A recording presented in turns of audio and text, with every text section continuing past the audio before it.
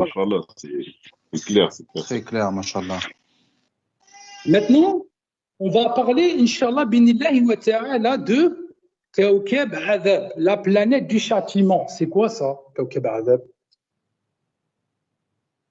Alors ça, moi, j'aurais dit Nébrius, c'est ça? C'est comme ça qu'on dit? Nébrius. Nibiru. Voilà. Ça, Nibiru, c'est la planète X. Et celle-ci, elle a un lien avec El Mahdi, avec El Dajjal, d'accord? Ou avec El Dukhan. Elle a un lien. C'est une planète qu'on appelle, Samouha subhanallah, Adab, Kawkab Adab, la planète du châtiment. Pourquoi la planète du châtiment?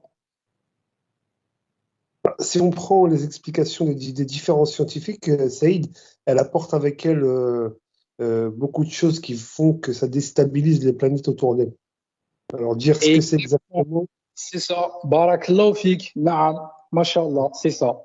Si vous prenez, subhanallah, tout ce qui se rapporte sur elle, eh bien, tout simplement, c'est une planète qui fait presque, je dis bien, presque la taille de la Terre. C'est une planète qui est également cachée et qui se déplace et qui absorbe et qui reprend de par son centre de gravité tous les débris avoisinants. Lors de son passage, elle prend les pierres, les météorites. Pourquoi croyez-vous, subhanallah, que les Illuminati, cette élite mondialiste sataniste, a mis dans les cartes, je ne sais plus si c'était en 1995 ou autre, vous allez voir, subhanallah, des météorites. Même dans The Economist, il y a toujours une petite pierre en feu là qui descend comme ça. Pourquoi il y a ça? Tout simplement parce qu'ils savent très bien ce qu'elle est.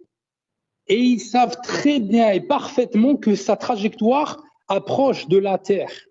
Il y a eu énormément de personnes avec leurs télescopes, plusieurs en Australie, en Nouvelle-Zélande, en Norvège, ceux qui sont même carrément tout dans le nord, proche de l'aurore boréale. Ils ont vu deux soleils. Et ici, ça c'est Nibiru.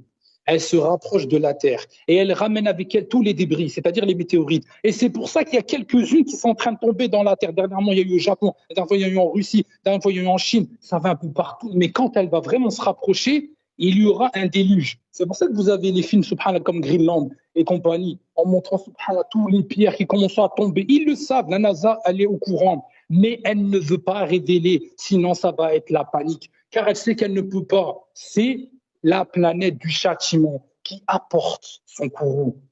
C'est-à-dire qu'en fait, c'est la finalité sur la Terre. Tout va être rasé, tout va être détruit. C'est-à-dire qu'en fait, quand il y aura ce châtiment, en même temps, les hommes seront en train de se détruire avec le nucléaire. Ça va se passer en même temps. Et c'est un des signes de la sortie de Mahdi et du Dajjal à laquelle Nabi sallallahu alayhi wa sallam, il a expliqué, et ce hadith ne figure pas chez les sunnites, il figure chez les chiites. Pourtant, c'est un hadith authentique par rapport aux 2/3 de la population mondiale qui périra. 2/3 de la population mondiale qui va périr. Comment 2/3 de la population mondiale peut-elle périr, sachant qu'aujourd'hui, vous voyez même les articles qui disent la dépopulation, vous voyez même, subhanallah, carrément des sites militaires comme le terme Dajjal. Déjà, regardez le terme qu'ils ont employé, Dajjal. Subhanallah, il faut le faire. Un site carrément militaire Dajjal qui explique, subhanallah, qu'ici, que dans chaque pays, ça va être réduit de moitié. Les États-Unis réduisent en disant de plus de 300 millions d'habitants à laquelle ils sont, à une réduction de 54 millions d'ici à 2025. Vous trouvez ça normal? Est-ce que vous trouvez ça normal?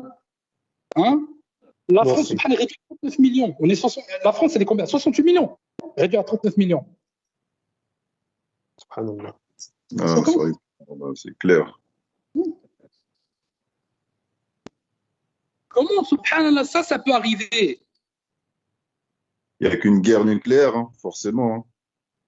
Franchement, oui. Moi, je vois que ça. Parce que le nucléaire, forcément, quand on voit les dégâts que peut faire une seule bombe, tous les pays en possèdent au jour d'aujourd'hui. Toutes les grandes nations en possèdent. Si une guerre mondiale se déclenche, il y a une grande partie de la population qui serait anéantie. Et les 2/3, forcément, les 2/3. Exactement. Et le hadith révélateur, justement, vis-à-vis de la colonne, la grande colonne de fer, qui est le signe pendant le